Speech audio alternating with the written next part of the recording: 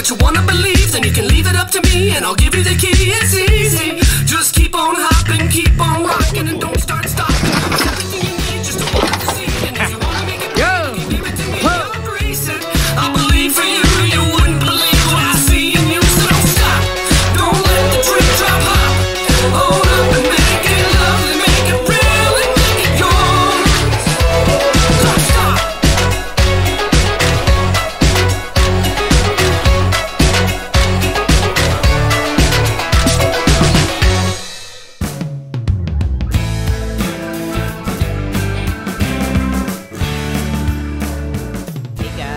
Back to another episode. As you may have noticed, my episodes have gotten kind of sporadic, and I'm going to talk about that a little bit, but basically I just kind of started to get a little bit burnt out with new social media algorithm crap. My podcast was no longer being seen on social media when I released it. I haven't had enough likes and subscribers in the last year or so to make my podcast actually show up in searches. So because of that, my overall listenership has been a little bit on the low side. And after going and finding these excellent guests and doing all this work and then seeing that hardly anybody was seeing it, it became very discouraging. So I have been still trying to get good people on and keep it going, but it is really difficult, especially now where everybody wants their piece of the pie as far as financial stuff goes. And I don't know if you know anything about marketing, but basically all these platforms want you to pay them to make your podcast visible, which I'm not in a place to do that. I'm not Joe Rogan. I'm not making any money off this podcast at all. I do it just so that I can get good information out there, because it's really hard nowadays to get info out there that's good for people that they can use on their health or fitness journey or whatever it may be. There's so much contraindicated information on the internet. A lot of that stuff is curated to fit the modern narrative, which is push pharmaceuticals and doing all these things that are only making money for big pharma and insurance companies and things like that. They're not actually looking out for your health. So much of the stuff that you see on Dr. Google is not accurate. It's pushing that Western medicine narrative. And because of that, it's real hard to get good information. Now, is it hard to get good information with podcasts? Yes, that's why people need to speak up about the things that they believe in and that they have experienced, because it's huge, or could be a huge game changer for somebody that's just getting started with their journey. I know for me, that's how it went. If you don't know, somebody was talking about the GAPS diet and we jumped on it, and it changed my whole life and my family's life. So anyway, I just want to say that if you are listening today, please just take a moment, hit the pause button. I promise it won't interrupt your episode. Go over, like, subscribe on every platform that you're on, leave a rating and review. I know it seems silly, but those things are imperative in helping this information get out to others. Also, feel free to post it on your social media, post it in your stories, tag me in it. If you share it, you're caring, it's going to keep this going. So I do appreciate that. Sorry for the little extra rambling there, but it is really important to the longevity of this podcast and also getting that information out to other people. So sharing is caring on that one. Anyway, I want to talk about some things today. Some things that I see. I mean, I've been doing this for a long time now. I've tried every diet. I've tried every kind of fitness program. I've been on the bodybuilding stage multiple times. I've powerlifted. I've done endurance sports. I've done everything. I've tried the ketogenic diet, paleo diet, GAPS diet, intermittent fasting. I've done it all, right? I've also seen it with my clients. And after probably thousands of cases now, I mean, I can't even tell you how many lab work cases I've reviewed on people and their habits and what they do. It is highly variable what works from one individual to another. But I can say this, a common thing amongst all the people that are not making progress is the fact that they want to jump into a marathon before they've ever even gone for a walk. And this mentality is setting people up for failure. So what does this mean? I will give you an example. I had a client reach out to me the other day. She was just getting started with me, and she was like, I have decided that I'm going to do the AIP diet. If you don't know what the AIP diet is, it's called Autoimmune Protocol. This client has celiac. And it basically eliminates a ton of stuff. We're talking eggs, we're talking any processed foods, grains, dairies. Like, it leaves a very limited amount of food available to you. With that being said, this same client that wants to go on the AIP diet is binge eating and drinking alcohol and eating a lot of sweet food and doing making a lot of really poor nutritional choices. So I had to kind of break it down for her. I was like, I will respect anything that you want to do, and I will try to make something that works for you, but I don't think that this is a good choice considering you haven't actually learned how to achieve the basics first. So in my eyes, if you're going to run a marathon, you should probably start by walking a mile. What can that look like? Well, that can look like just removing processed foods in general. Like, if you don't recognize the ingredients, you probably shouldn't be eating it. And I tell people this a ton. Like, I don't know what sodium, carbon, whatever, let's make up a name here, is. I can't picture it growing on a tree. I can't see it as an animal. I really have no idea where it comes from. So I probably shouldn't be eating it. Same thing with the artificial sweetener sucralose. I have no idea what that even comes from. It's a complete chemical. Why would I put it in my body? Right? But I know what sugar is. I mean, crap, it comes from a freaking cane, like, or maple syrup or honey. Like, we know where these things come from. So starting with the foundations of, can I read the ingredients? Do I know what they are? Is a great place to start. Chicken has a single ingredient. It's chicken. Celery, singular ingredient, celery. You might get some yogurt. It says like pasteurized milk, and then it might list a couple of like bacterial strains like acidophilus or something like that. I mean, we all know where that stuff comes from. I mean, even if you want to get into wheat, rice, whatever it might be, it may not be paleo or AIP, but guess what? It's a real food. Now, can you get non-GMO and organic and help yourself out? You certainly can, but baby steps. Let's walk a mile before we run a marathon. That's really, really important. So let's start with some basic things. Set some basic goals. When it comes to food, maybe that's just starting to log your food and even see where you're at. Or maybe that's, okay, well, I should do 1 gram of protein per pound of lean body mass. All right, so I'm 140 pounds of lean mass. Maybe I should have 140 pounds of protein a day and don't worry about the rest.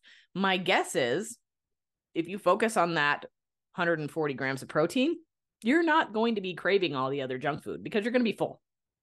And I get this from so many clients.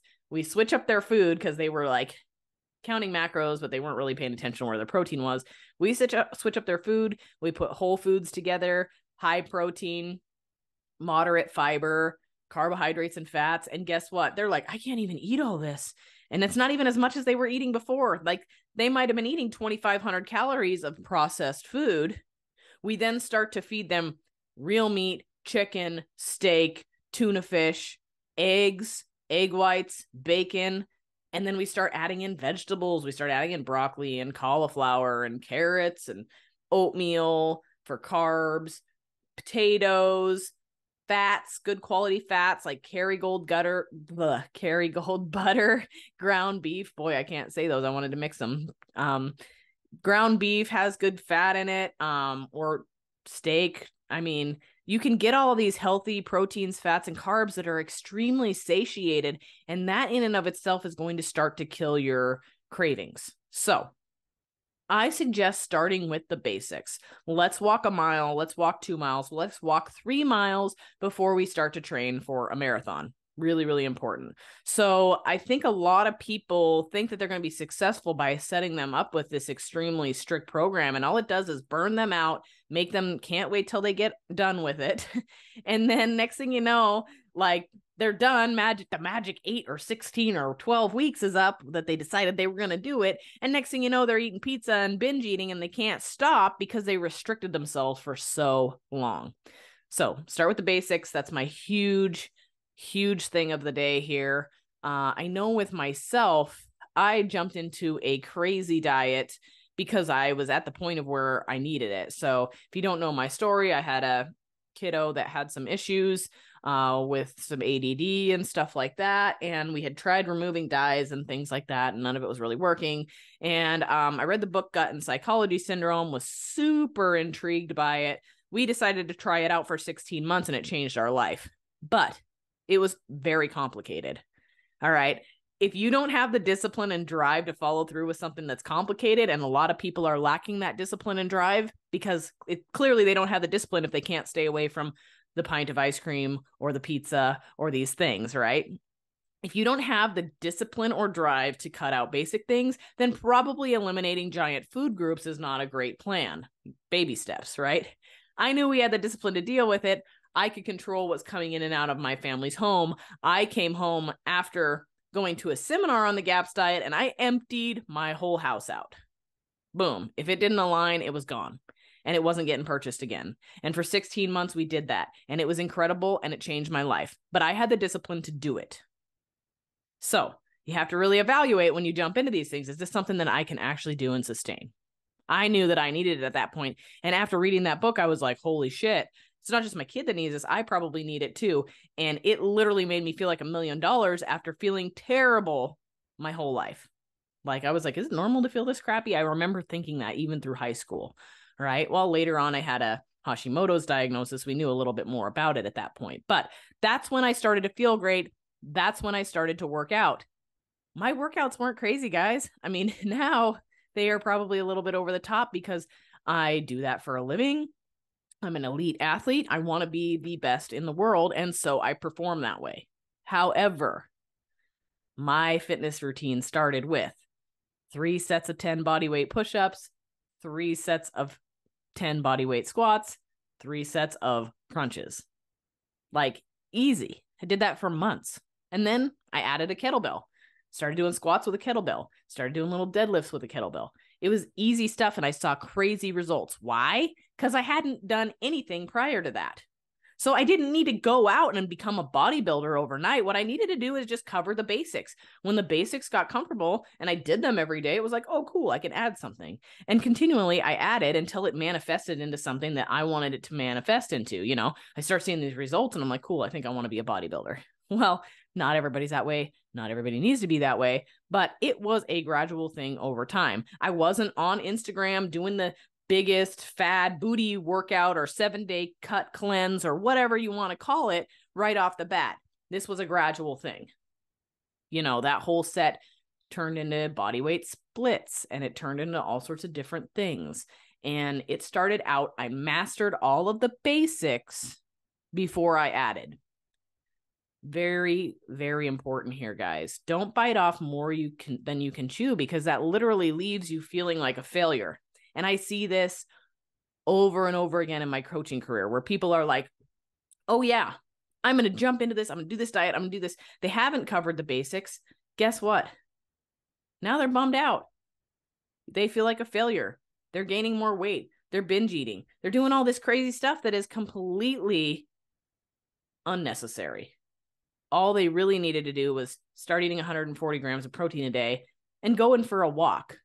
Maybe getting in some other healthy movement, like just a couple of squats. Maybe start with that walk. And then in 3 weeks, if you can master that and you can do it every day for a half an hour, then maybe at the end of your walk, add 3 sets of 10 squats. Master that for 3 weeks. Move on. Okay, I can do that. I got time for that. It's easy. Let's add some push-ups to that.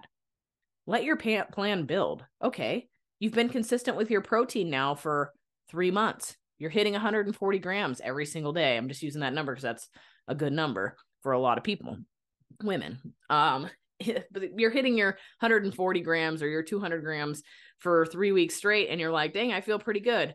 Maybe I should start looking at my carbs and fat. Okay, cool. Do that. Or maybe it's not even gotten to that yet. Maybe it's just completely removing processed foods, making sure you get a fist size of protein in every single meal. Set goals that you can achieve and then add on to those goals. Because by the time I get a lot of women, and I don't know how this manifested, but I never got to work with the basic client, because by the time people came to me, it was because they were in emergency status. They had their check engine light on, either from dieting and failing for so long, or have letting their obesity get so out of control that they were now in a really critical place. I've never had that easy client. And the people that have let their obesity get out of control have a lot of mental things on the backside of that, a lot of food shame, things that make them feel like a failure already. So working on that mental aspect is huge. You do not want to set a person up like that for failure. You want to give them wins. If it is a win as much as going for a 10-minute walk, that's your win. And you want to get consistent with that win. Then it can turn into 15 and maybe some healthy movement added on to that. You do not need to start at the extreme. And that is a common problem now. So if I can leave you with one thing today, start with the basics if you're just wanting to get started. It doesn't matter how you start, but just start.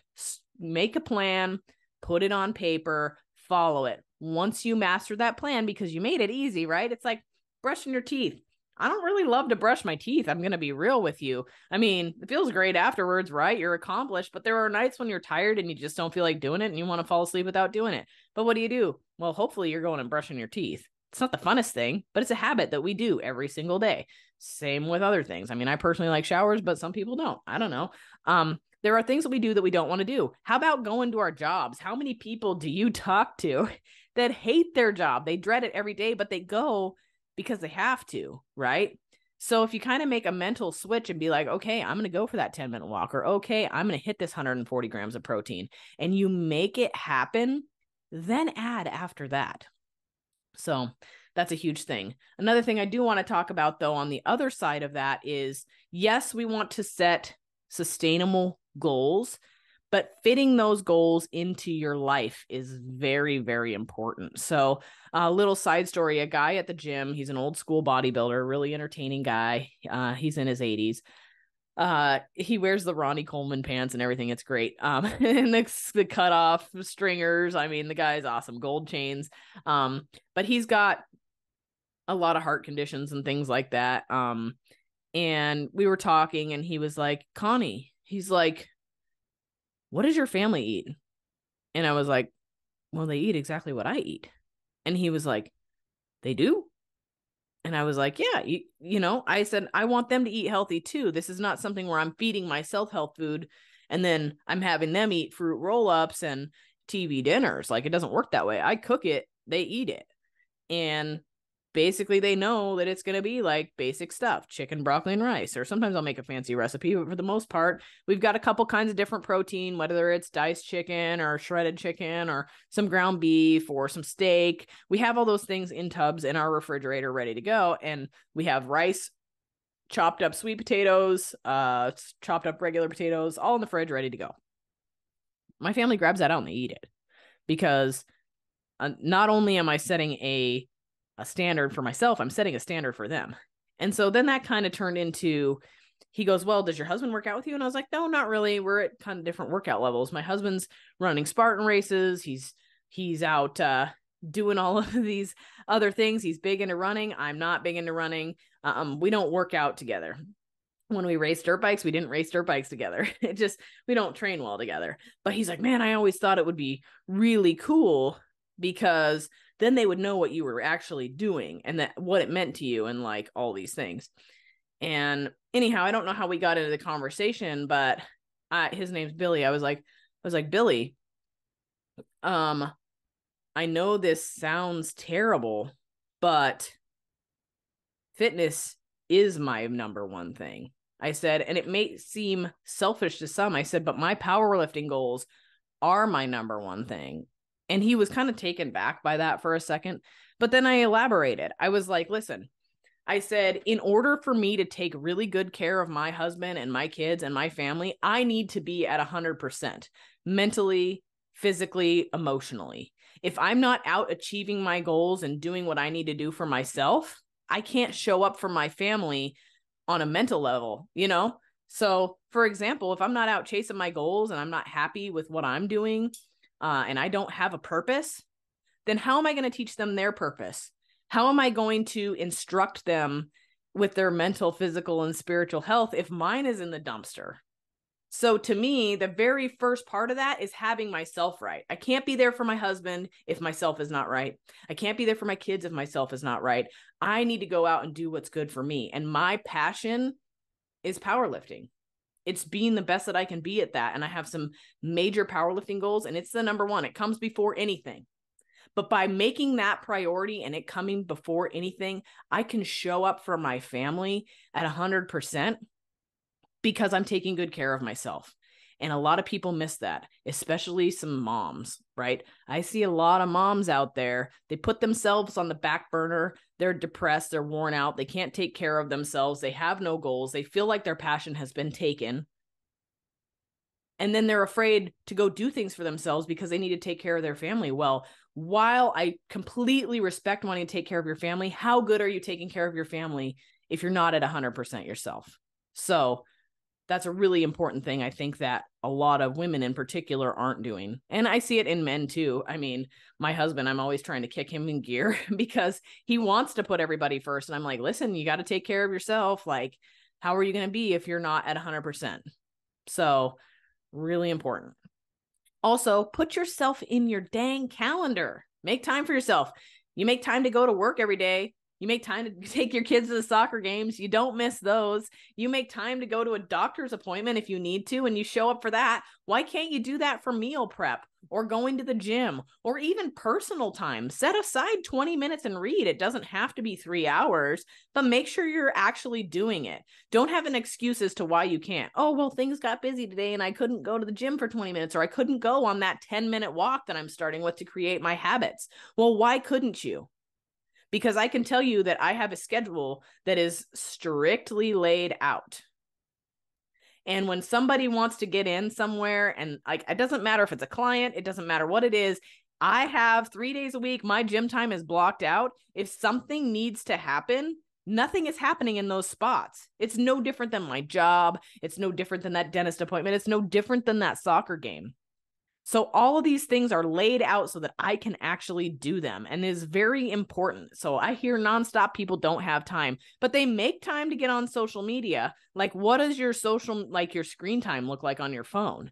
They make time to do Netflix, right? Like, they make time to do the things that are important. If you want to do something, you will make time to do the things that are important. You won't have an excuse sitting behind it. If you feel the passion and you really want it to happen, you're going to do what you can to make it happen.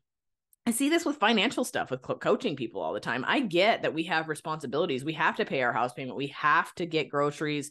We have to do all these things. Listen, I'm no millionaire. I mean, contrary to what people might think, that I'm like rolling around in the dough and I'm staying at home and I get to do what I want, I'm actually quite busy. I work a lot more than I ever did at a day job. And it was actually funny because I was driving the other day, and I think a lot when I'm driving, and I was like, man, I sure miss having a day job, because my day job was amazing. It was consistent. It was certain hours every single day. I did the same thing. It was like Groundhog Day. Now things are all over the place. I don't know when I'm going to have clients. I don't know what's going on, but I do have some solids. I have my gym time blocked out. I have the time to pick my kids blocked out. I have all of the things that are really important blocked out. And I'm not rich either. So people think I'm rich. I invest, I can tell you, it's a scary amount of money into powerlifting and reaching my goals right now. It's a scary amount. And I travel once a month, 7 hours in each direction to go train with my coach. That's not cheap. Getting hotel rooms, paying him the time off from working with clients. So it's a huge thing for me. And can I swing it? Probably not. I mean, back in the day, I would have looked back at that and I would have been like, whoa, there's no way I can do this. But what do? I hustle as hard as I can to make that extra money so that I can do it, because it means so much to me. And when things begin to mean a lot to you, you don't let things stand in your way of getting where you want to go. You find a way. And you know that you find a way, because you find a way to pay your house payment. You find a way to buy your groceries. Like, I mean, I don't know about you guys, but like, I'd love to have some fingernails, or take care of myself in some other way aside from fitness, but I can't. It's not an option for me because it's not a priority, and powerlifting is. Spend my money on that. You know, I don't have a bunch of TV subscriptions. I don't pay for a lot of extra things because I want to powerlift. I want to drive 7 hours to see my coach. I go above and beyond to make shit happen. And if things are important to you, you will do that too. There will be a no way this is not going to work mentality. Doesn't mean I have to work a little bit extra on my job. Heck yeah, it does. I have to hustle nonstop until I can take a breather and I can go to Portland and I can train with my coach and my team, right? But my point here is if things are priority, you make them happen. You make groceries happen. You make house payments happen. You make doctor visits happen. You make a lot of things happen. Make yourself happen too. That's extremely important. So anyway, don't make excuses. I hear a lot of people justifying why they can't do something. It can be as little as I had a client tell me the other day that she smashed her fingers and couldn't go to the gym. And I was like, you're kidding me. You've got 3 other limbs. I literally worked out for 6 months while my shoulder was healing with one arm.